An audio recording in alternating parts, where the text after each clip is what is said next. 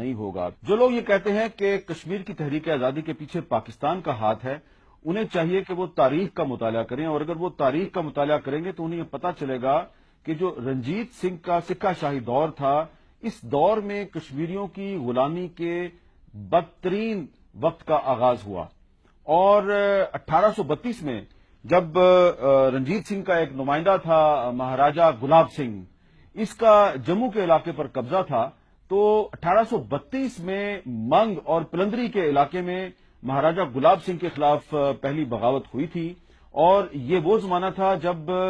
ملی خان اور سبز علی خان یہ دو کشمیری حریت پسند تھے، اور ان کی کھالیں ادھیڑ کر درختوں پر لٹکائی گئی تھی، اور منگ میں ابھی بھی وہ درخت موجود ہے جس پر کہ وہ کھالیں لٹکائی گئی تھی۔ اور یہ تو آپ جانتے ہی ہیں کہ 16 مارچ 1846 کو انگریزوں نے صرف 75 لاکھ نانک شاہی، جو کہ اس دور کی کرنسی کا نام تھا، تو 75 لاکھ نانک شاہی کے عوض کشمیر کو انگریزوں نے مہاراجہ گلاب سنگھ کے ہاتھوں بیچ دیا، اور اس کے بعد نہ صرف جموں بلکہ سری نگر پر بھی مہاراجہ گلاب سنگھ کا قبضہ ہو گیا۔ 1931 میں جموں میں قرآن پاک کی توہین پر کشمیری مسلمانوں کے احتجاج کا ایک سلسلہ شروع ہوا، اور پھر یہ سلسلہ سری نگر تک پھیل گیا، اور پھر جو سری نگر کی جامع مسجد ہے اس میں دیر کا ایک پٹھان نوجوان تھا عبد القدیر، اس نے آزادی کے نعرے لگائے، اس پر عبد القدیر کو گرفتار کر لیا گیا۔ اس کا تعلق کشمیر سے نہیں تھا، وہ ملازمت کے لیے کشمیر گیا تھا، تعلق اس کا دیر سے تھا۔ اس کی گرفتاری پر کشمیری مسلمانوں نے احتجاج کیا، اور پھر اس احتجاج پر 13 جولائی 1931 کو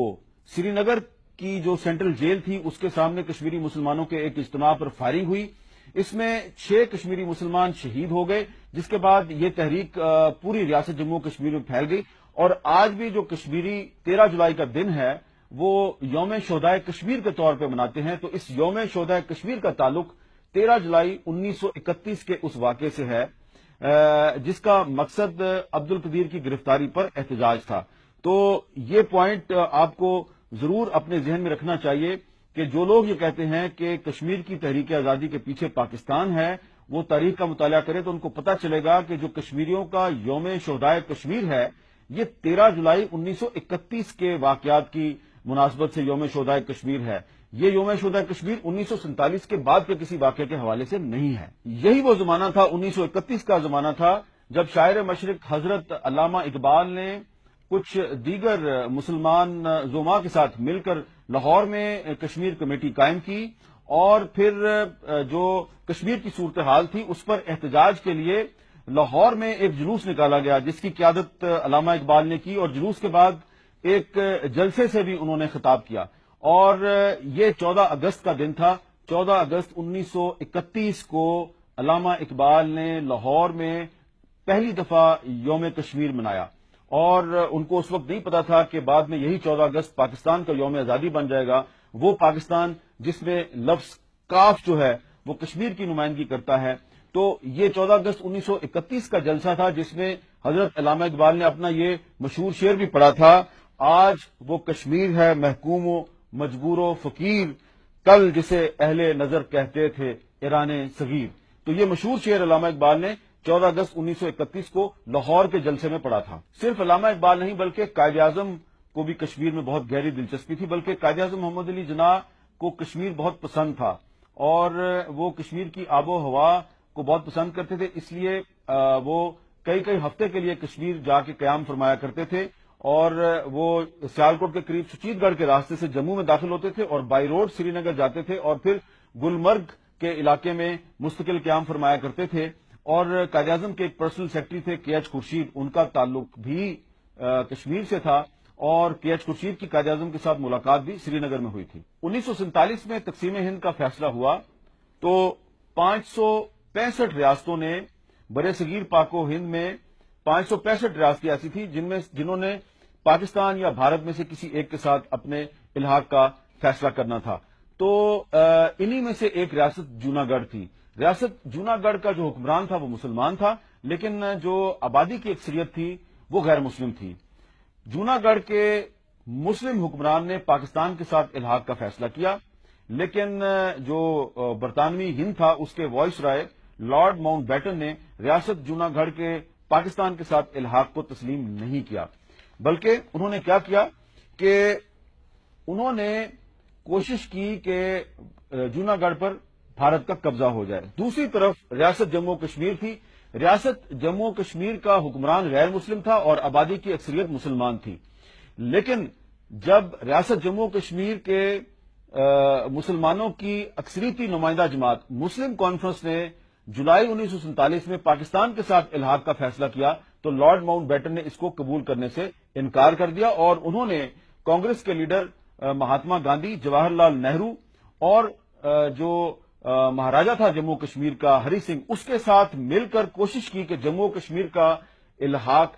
بھارت کے ساتھ ہو جائے، یعنی کہ بھارت کا جموں کشمیر پر قبضہ ہو جائے۔ لارڈ ماؤنٹ بیٹن نے تقسیم ہند کا ایک ایسا منصوبہ بنایا جس کے تحت ایک تو پنجاب تقسیم ہو گیا، دوسرا بنگال بھی تقسیم ہو گیا،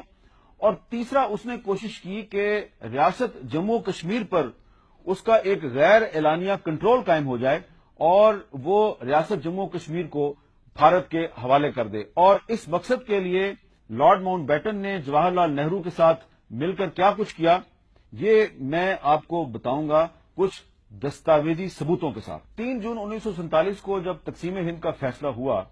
تو ریاست جموں کشمیر کے جو مختلف علاقے تھے وہاں پر ڈوگرا فوج نے مسلمانوں پر ظلم و ستم شروع کر دیا۔ 6 اکتوبر کو پونچھ کے علاقے میں ڈوگرا فوج کے خلاف باقاعدہ بغاوت ہو گئی۔ 22 اکتوبر 1947 کو ایک قبائلی لشکر کشمیری حریت پسندوں کی مدد کے لیے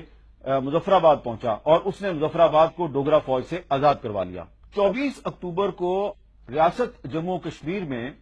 سردار ابراہیم خان کی قیادت میں ایک متوازی حکومت قائم کرنے کا اعلان ہو گیا، اور یہ وہ لوگ تھے جو کہ قبائلی لشکر کے ساتھ مل کر سری نگر کے گرد و نواح تک پہنچ چکے تھے۔ یہاں پر میں میجر جنرل اکبر خان کی اس کتاب کا ذکر کرنا چاہوں گا۔ اس کتاب کا نام ہے ریڈرز ان کشمیر، اور میجر جنرل اکبر خان صاحب اس وقت پاکستانی فوج کے ایک سینئر افسر تھے، جی ایچ کیو میں پوسٹڈ تھے، اور انہوں نے اپنی اس کتاب میں لکھا ہے کہ وزیر اعظم لیاقت علی خان نے جی ایچ کیو کو یہ ہدایت کی تھی کہ جو کشمیری حریت پسند ہیں ان کی مدد کی جائے، اور اس سلسلے میں 4000 رائفلوں کا بندوبست کیا گیا۔ میجر جنرل اکبر خان نے اپنی اس کتاب میں لکھا ہے کہ انہوں نے یہ 4000 رائفلیں جب پنجاب کی انتظامیہ کے حوالے کی تو پنجاب پولیس نے ان رائفلوں کو دیسی بندوقوں سے بدل دیا، یعنی کہ جو فوجی رائفلیں تھیں وہ پنجاب پولیس نے رکھ لیں اور اس کی جگہ پر جو لوکل میڈ دیسی ساختہ بندوقیں تھیں ان سے ان فوجی رائفلوں کو ریپلیس کر دیا۔ یہ بندوقیں جو ہیں یہ کشمیری حریت پسندوں کے پاس پہنچی، اور ظاہر ہے کہ ان بندوقوں میں وہ جان نہیں تھی جو کہ فوجی بندوقوں میں ہوتی ہے، لیکن اس کے باوجود یہ جو کشمیری حریت پسند تھے انہوں نے قبائلی لشکر کے ساتھ مل کے میرپور سے لے کے مظفر آباد اور مظفر آباد سے آگے بہت سے جو علاقے ہیں ان کو آزاد کروا لیا، اور یہی وہ علاقہ ہے جو اب آزاد کشمیر کہلاتا ہے۔ 27 اکتوبر 1947 کو بھارتی فوج نے سری نگر پر حملہ کر دیا، سری نگر پر قبضہ کر لیا۔ جب قائد اعظم محمد علی جناح کے پاس یہ خبر پہنچی تو انہوں نے جو پاکستانی فوج کا انگریز سربراہ تھا جنرل گریسی، اس کو یہ حکم دیا کہ وہ جموں اور بارہمولہ پر حملہ کرے، لیکن جنرل گریسی نے انکار کر دیا، اور جنرل گریسی نے قائد اعظم محمد علی جناح سے کہا کہ ریاست جموں کشمیر نے بھارت کے ساتھ الحاق کر لیا ہے، لہذا اب قانونی طور پر ہم ریاست جموں کشمیر پر حملہ نہیں کر سکتے۔ تاریخی حقائق یہ بتاتے ہیں کہ جنرل گریسی کا یہ موقف غلط تھا۔ جنرل گریسی نے قائد اعظم کے ساتھ جھوٹ بولا تھا کیونکہ جو وائس رائے تھا لارڈ ماؤنٹ بیٹن وہ بھارت کے وزیر اعظم نہرو کے ساتھ ملا ہوا تھا، کیونکہ جب جنرل گریسی نے قائد اعظم کو یہ بتایا کہ ریاست جموں کشمیر نے بھارت کے ساتھ الحاق کر لیا ہے، اس وقت تک ریاست جموں کشمیر کے مہاراجہ ہری سنگھ نے جو بھارت کے ساتھ الحاق کی دستاویز ہے وہ دیکھی بھی نہیں تھی۔ تو کیا یہ ایک فراڈ تھا؟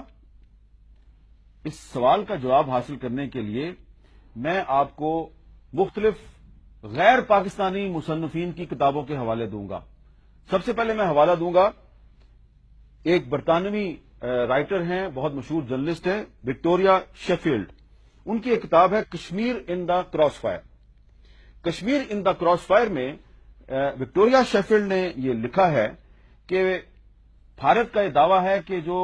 جموں کشمیر کا بھارت کے ساتھ الحاق ہے اس کی دستاویز پر 26 اکتوبر 1947 کو دستخط ہوئے. وکٹوریہ شیفیلڈ لکھتی ہے کہ 26 اکتوبر کو موسم بہت خراب تھا اور ہری سنگھ جو ہے وہ سری نگر سے جموں کی طرف بھاگ رہا تھا. خراب موسم کی وجہ سے وہ جموں نہیں پہنچا. 26 اکتوبر کو وہ جموں نہیں پہنچا اور بھارتی حکومت کے نمائندے وی پی مینن 27 اکتوبر کی صبح دلی سے ایک جہاز میں بیٹھ کر جموں آئے اور الحاق کی دستاویز ان کے پاس تھی، لیکن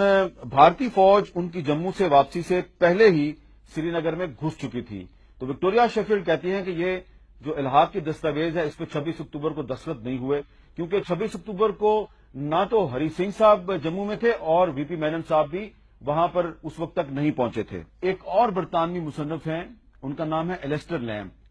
انہوں نے بہت ریسرچ کی ہے کشمیر کے مسئلے پہ، اور ایلسٹر لیمب جو ہیں سینکڑوں کتابیں پڑھی انہوں نے کشمیر پر. انہوں نے انڈیا میں، پاکستان میں اور جو لندن میں جو برٹش لائبریری ہے وہاں پر انہوں نے بہت سا ریکارڈ دیکھا، اور ان کی ایک کتاب ہے کشمیر اے ڈسپیوٹڈ لیگیسی. یہ کتاب ہے جی، اور اس کتاب میں ایلسٹر لیمب نے یہ لکھا ہے کہ 26 اکتوبر کو بھارت کا جو دعویٰ ہے کہ اس دن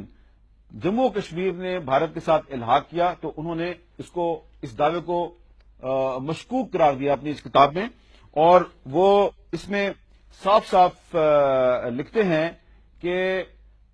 جو لارڈ ماؤنٹ بیٹن تھا، جو وائس رائے تھا اور جو برطانوی حکومت کا نمائندہ تھا، اس نے جواہر لال نہرو کے ساتھ مل کر کشمیر پر بھارت کے قبضے کی راہ ہموار کی.